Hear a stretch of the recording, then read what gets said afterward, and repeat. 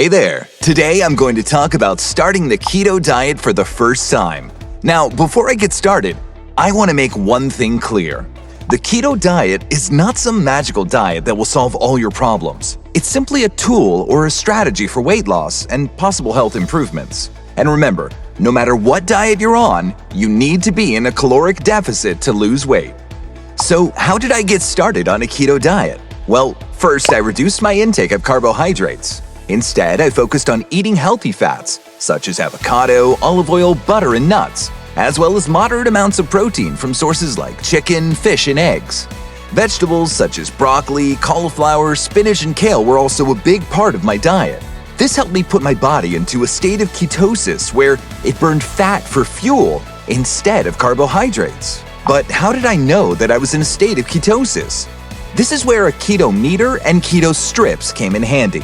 These tools measured the levels of ketones in my body. The presence of ketones was a sign that I was in ketosis.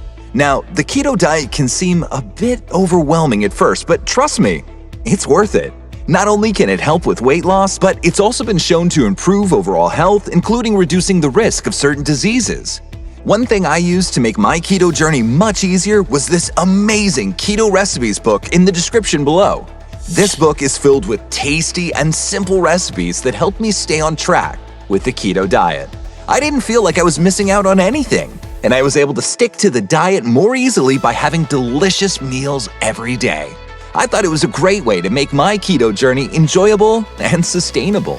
So don't forget to check it out. The last thing I want to stress is that I didn't try to do too much at once.